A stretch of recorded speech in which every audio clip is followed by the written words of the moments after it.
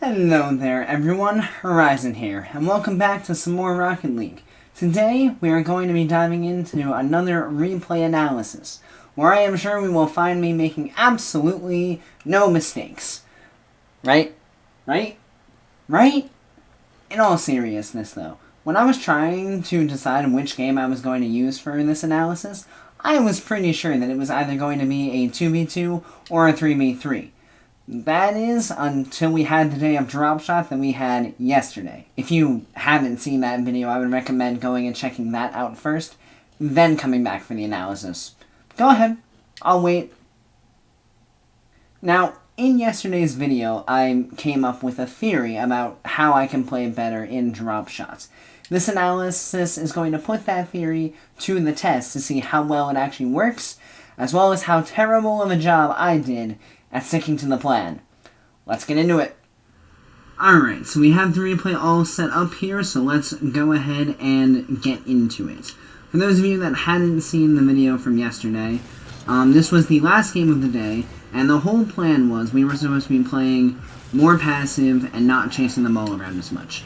So that's going to be the first thing we're looking for. Alright, so right here I'm just trying to control the ball around the wall. I didn't really want to bang it away because, you know, control is good, so that's kind of what we're going for in this situation. I get the 50 there. I was a little hesitant there going up the wall. I probably could have gotten to that if I had really wanted to, but I really didn't really try for it. I feel like let me go back a sec here. So I feel like right here, like I see best shots in front of me. What exactly is the point of sitting in this area? Because anything that is going to come over here, I feel like best shots is probably going to have access to. Whereas, if I was more over here, then best shots can cover this side of the field, and I can cover this side, in case something happens. And now, because if the ball goes over here, we're both out of the game. Both completely out of the play, because we're all the way over here. In reality, I should be back here. Probably would be better positioning in that case. Alright, let's switch on back here. Let's let it roll. And then yeah, now I'm really awkwardly under the ball, when if I had been over there, or whichever direction, over which way, I would have been able to get over to this and not have been awkwardly under the ball. Because this is a really awkward situation to be in. You want to avoid being under the ball as much as humanly possible. And yeah, for some reason I try to go up the wall without boosting, because I think I can get to it when I can't. Again, if I had been back where our damage kind of is right now, I could have easily gotten this ball off the wall. But nope, poorly positioned. And now we have to chase the ball down. Also, I see my two teammates there. Why am I following this? What's the point? What good does it do me? It doesn't. That's what good. It doesn't do me any good. Because now, oh look, the ball is pinching to the other side. Guess who could have saved it if he had been there? Oh right, me. We are already seeing some very questionable decisions. Okay, I hang around this play, which is kind of good, but now I better hightail it out of here. Yep, good. And stay. Why am I inching closer? What? Hold on. Alright, so I come back this way. That's fine. Right here. Both my teammates are under this ball. Atomic Blaze is up. If he hits this, it's gonna go to the back wall. Or it's gonna come over towards me. Or it's gonna be in a place where my teammates can get it. Why should I move closer to them? What good is that gonna do? Nothing. It's not going to do any good. Let's watch what happens, shall we? Let's slow it down a little bit. Because he gets this touch. And, oh, would you look at that? Look at where that ball is going. You know where that ball is going? Not towards where I am, that's for sure. It's going to where I was. What a concept. If I had been patient and just waited for the ball to come to me, I would be in a position to make a play on this ball. But instead, yet again, I'm stuck under it. Who would have thunk it? Yep, that's where I just was. What a concept. Luckily, it doesn't bounce, but bad choice. Just getting the 50 there.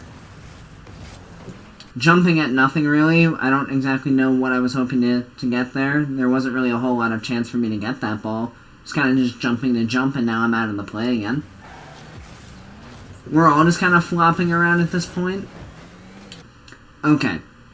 So this is the first example we see of really a panicky situation. Because, let's take a look here. So now, they're all right there. All three of them. I just saw the other guy whiz past behind me. Atomic Blaze is right there. Divine is right there. So, theoretically, if I could have gotten on the left side of this ball, I could play it into open space to my right, where no one is. Instead, I'm just going to bang it off the back wall, which just puts it right back into the middle of the triangle that the other team is creating right now. This is a terrible decision. I have so much... Hold on. Let's look at something here. Look at all this. Look at all this space. You see where everyone is? All the space to the right. And I bang it off the wall, and it bounces right back here. Really poor decision. Really freaking poor decision. I'm already frustrated with myself. And we're a minute in. Bad choice. Bad choice. And that cost us more damage, whereas we could have controlled the ball and had it on their side of the field. This is a good example of the patient playstyle that I was kind of looking for. Just get up and make the block there, that's fine. I'm following the ball over, but I'm not anywhere near the midfield line, which is what we want, because now I'm here to make a play on this. I am way too passive in this situation, though. Because the second I see this, that touch, I should know, okay, that ball is going to land on the back wall. If that ball is going to land on the back wall, I should be there to make a play on the back wall. Instead, what I do is I kind of watch the ball for a few seconds, because for some reason my brain isn't telling me, hey, that ball is going to the back wall. You can be there to meet it. And I'm just not getting told that. I'm just like, yep, we're just going to have a scenic time here, just watching the ball sail across the sky, because that's what you want to do. That will really help you beat opponents to the ball if you just watch it fly above you. Let me tell you. Real-time strats right here, guys. Yeah, there it goes. And now I'm like, oh crap, that's going to hit the back wall. I should jump for this. Whereas, if I had boosted already, I would already be on the back wall waiting for this. What a freaking concept. Oh, by the way, I get lucky that he hits it into me because I was missing that anyway, so what difference did it make? If I was there, I could have just controlled it or banged it myself, but nope, I had to get lucky. Luckiness is the most important thing in Rocket League. Everyone knows that. Still too close to my teammates. What the freak was that? Are they launching fireworks again? Probably, it wouldn't surprise me. Fireworks are fun. They've been going off constantly for the last 2 months. Anyway, back to the firework of a game. I'll be quiet now. It wasn't that good anyway. I'll just be quiet. That was a good challenge on the wall. We'll take a couple seconds back here. So I jump here. That's fine because I'm meeting everybody. So that's okay. It lands and we get some damage, and I rotate out, which is perfect. Should not be chasing that ball across, which is good. I go on the wall here because I'm pretty sure he's going to bring it to me, and he does. The problem is, so I go on the wall. Here's the problem, though. Right here, I see J-Rocket still sitting there. So in reality, this is going to turn into a double commit. And if it's going to turn into a double commit, I need to make sure that this ball is going to a place where it's not immediately going to cause us a problem. And the thing that happens is I try to do this, but with the way I'm positioned, I'm 50ing it, and the only place that ball is going to pinch, since we're both hitting this side, the left side of it from my perspective, it's going to pinch out that away. Straight to the right. You know where our damage is and the gates that we have open in our floor? Straight to the right. You know where the rest of their team is? To my right. You know where this ball should be going? Up the wall to the left, if we could. Poorly positioned on this challenge, and I ended up in a double commit. And you know what happens? The ball pinches out. They're right there to catch it. And you'll notice where this ball is rolling. Right towards the goal. And oh look, none of us are there to stop it. They got a nice double touch off the bounce off the tile that was still there, so I'll give them credit for that. However, poor challenge, poor position on the challenge, poor positioning in general, not recognizing the double commit leads to goal for the other team. Good. Good to know. Good note. Everyone, take that note in your notebooks. There'll be a quiz at the end. Just gonna kind of chill out. I thought my teammate was gonna go for it. Again, let's watch my absolute breakneck speed to get to this ball. Yep, still on the ground. Let's watch this very closely. Still on the ground.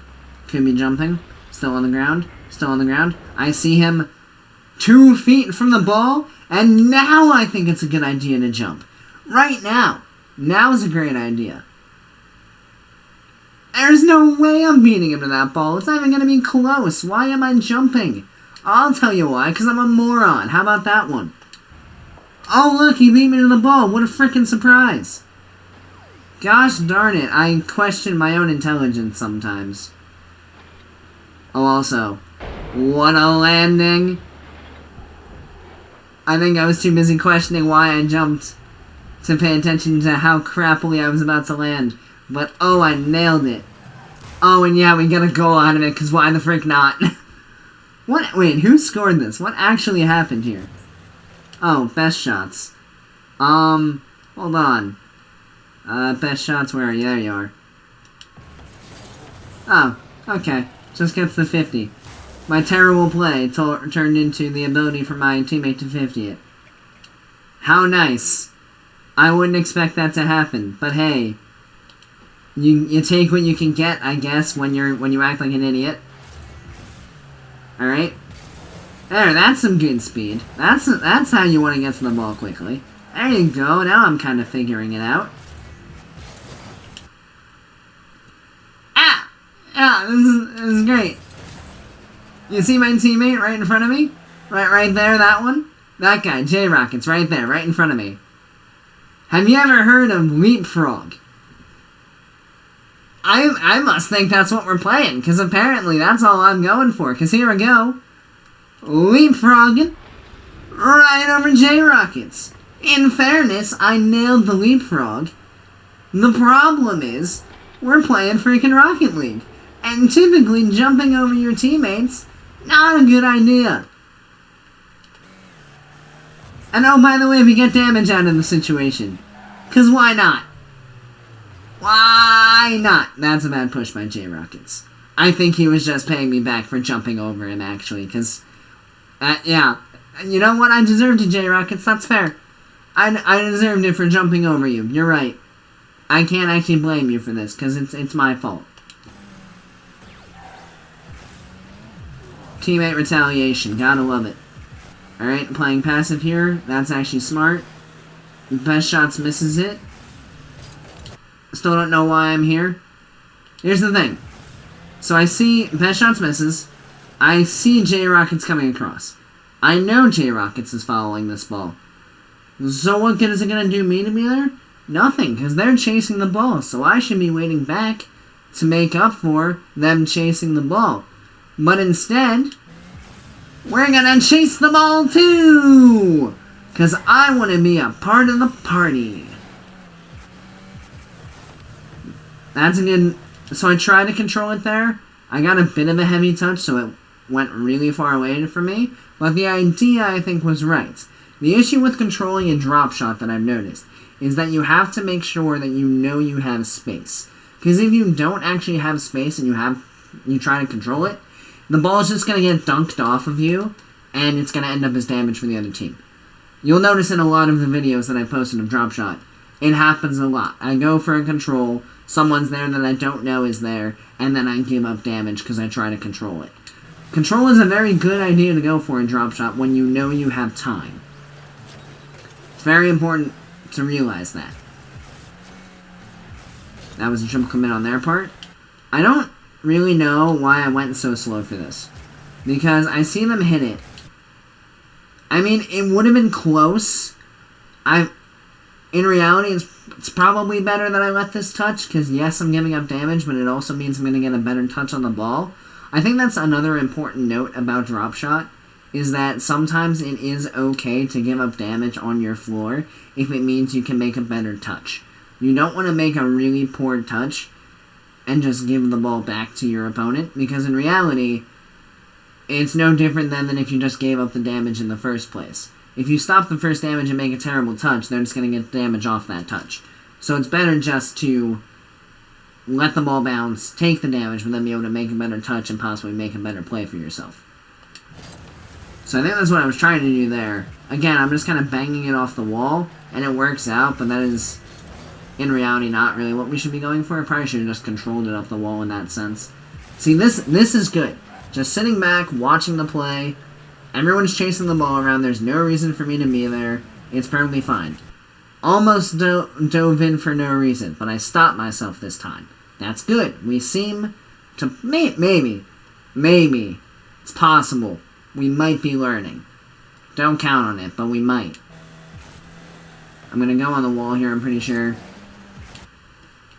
I think I jumped because I thought he was going to hit it. So, in fairness, in the moment, I was pretty sure he was going to hit this ball. Because, let's see. Because he goes up the wall, and I am pretty sure he's going to get this touch. But he gets... Oh, he gets bumped away. I didn't even notice that in the moment. They got bumped away by J-Rockets. If he hadn't gotten that touch, I might have been in a position to make a play on it. In reality, though, I feel like jumping off the wall in this sense is just going to take me out of the play. Because, you know, I'm not in a position to make a play on the ball. Now, luckily, in this situation, I'm pretty sure... Yeah, Best Shots is back here. So me going for this isn't the worst thing that I can do. It's not the best, but it's not the worst. Because I have backup. If Best Shots was on the other side of the field, this would be a terrible idea. In this one sense, it's not terrible. It's okay. I'd give it a 5 out of 10 for competence. Shall we say. 5 out of 10 sounds fair. Alright, we'll go back here. Speed it back up. So yeah, and then luckily I try to boost down a little bit. And then they get control back, which is kinda nice. That's a good touch just to get it out of there. Again, I'm following the ball here. I know J-Rockets is there, and yet I'm following right under the ball, because I can make a play from that position. In reality, what might be a good idea here is, since I know J-Rockets is there, I might want to swoop to my right here, and see what he's going to get with his touch, and to see if I can follow up on it as a pass play. Just so we can get the ball out of our half a little bit easier.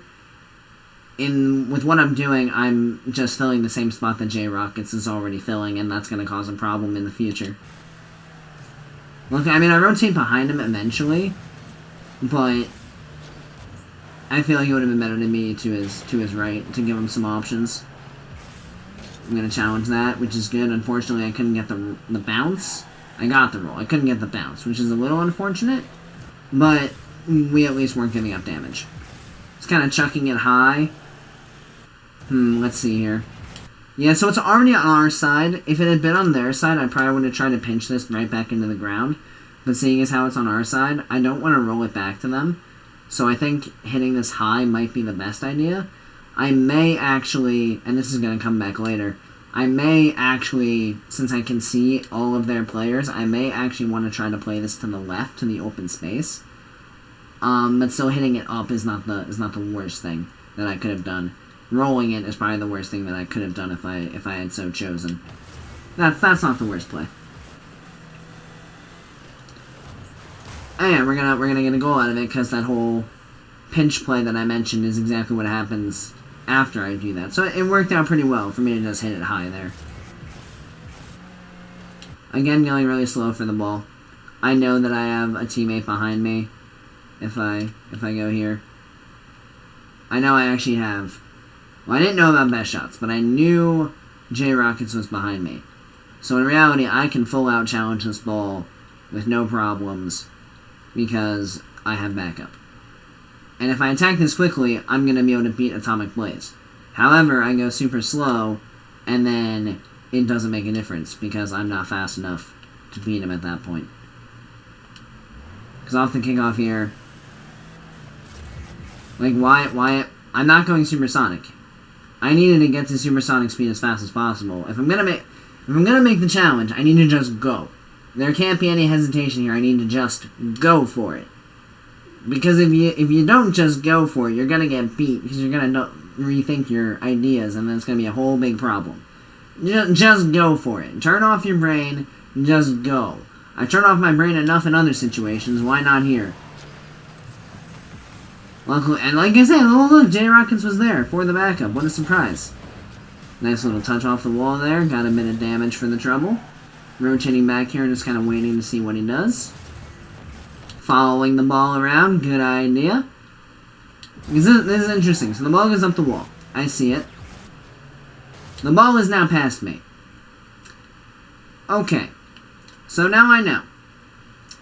I don't see any of my teammates here. No one. Not a person. Which means they are both behind me.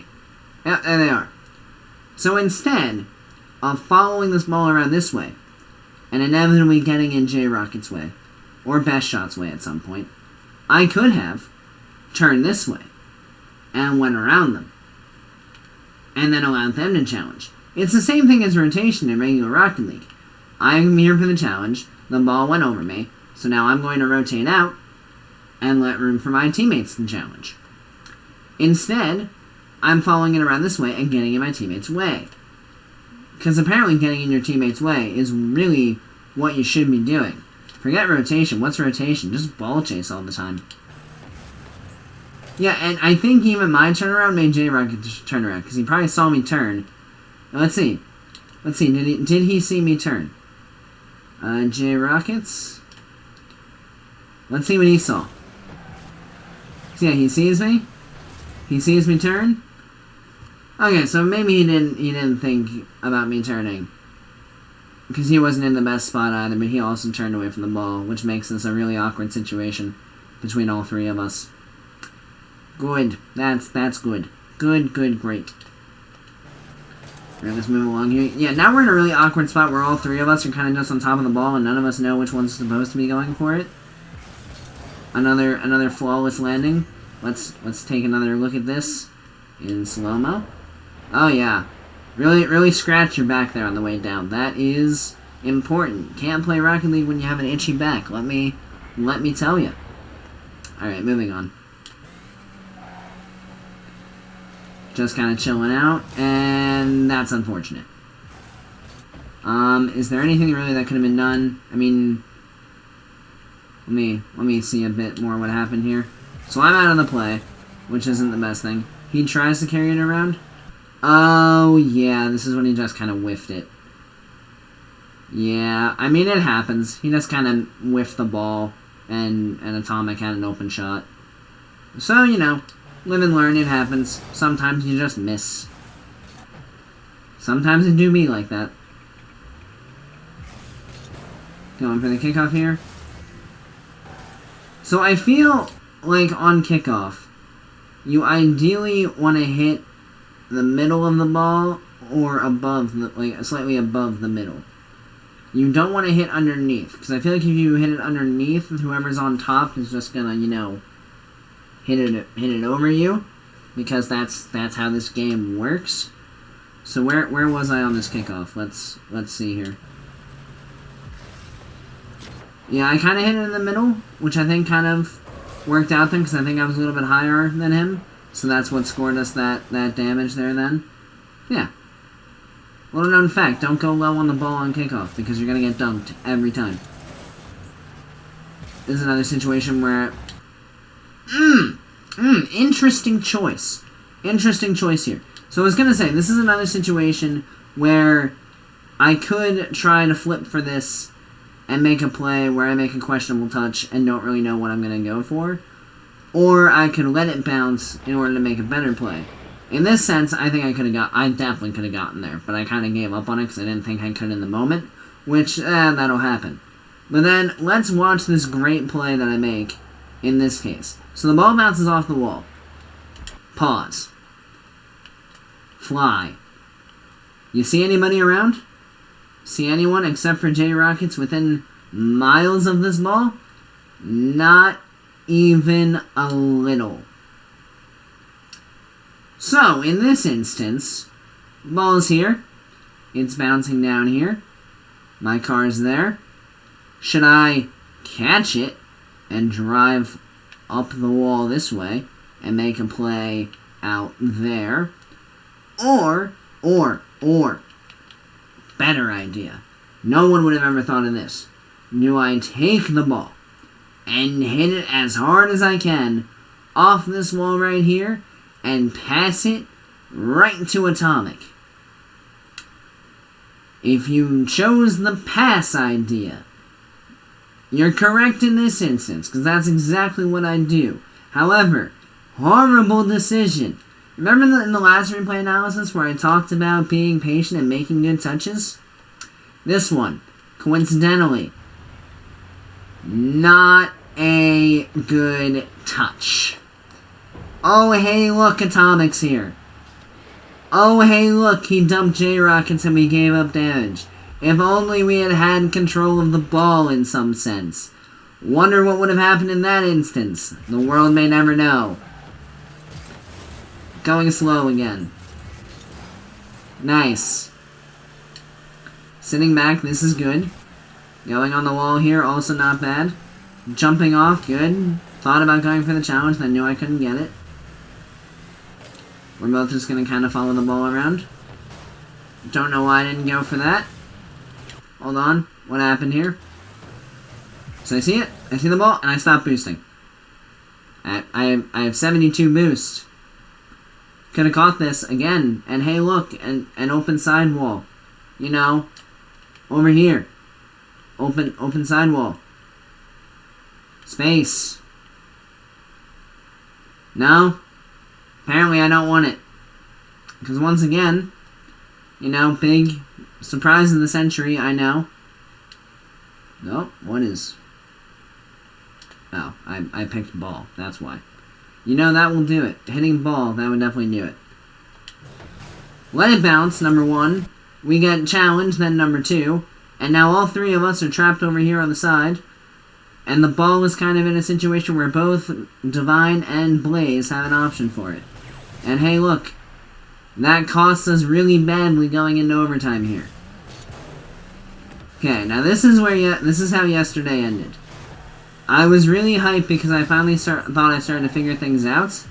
And by started to, I mean I did it pretty well for 2 games. And then in this game, I made some questionable choices again. And, okay, I have to know that I'm going to get beat to this. I see him closer. It's on their half. There's no way I can beat them to this. And yet I go anyway. Because why not? You know, why not? What difference does it make?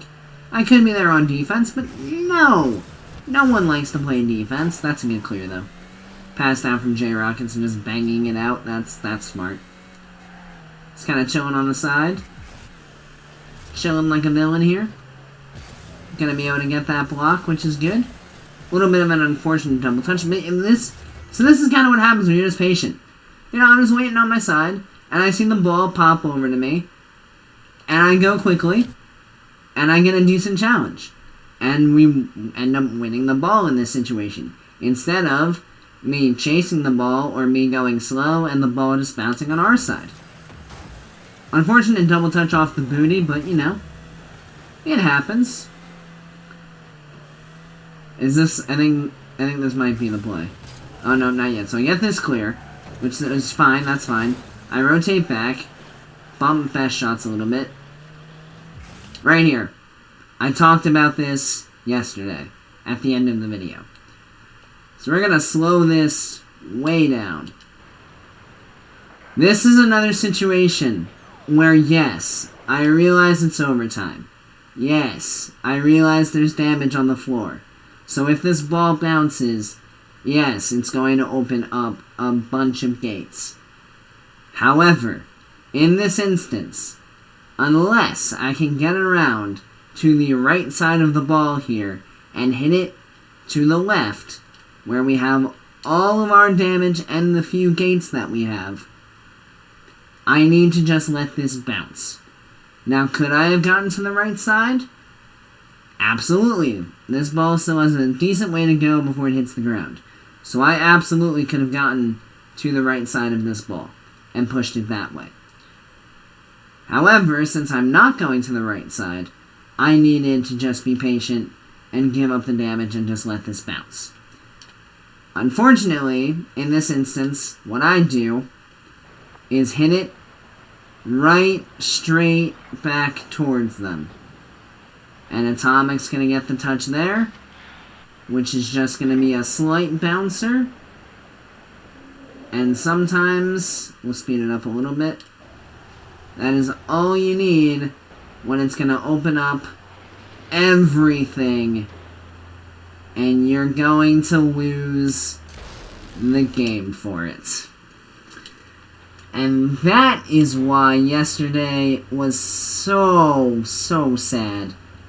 Because I'm almost positive that the strategy of being patient, letting your teammates chase the ball around, being there to make up for them not being on defense, will work. However, it only works if I actually do it well.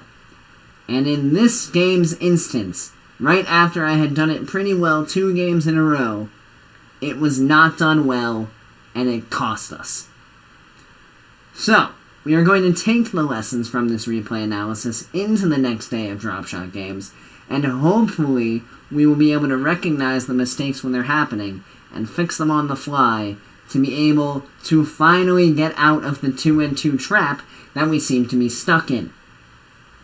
But that's for another day, because this will just about wrap up the replay analysis for today. So thank you everybody so much for watching. I greatly appreciate it. And as always, have a great rest of your day, and I'll see you tomorrow. See you later, guys.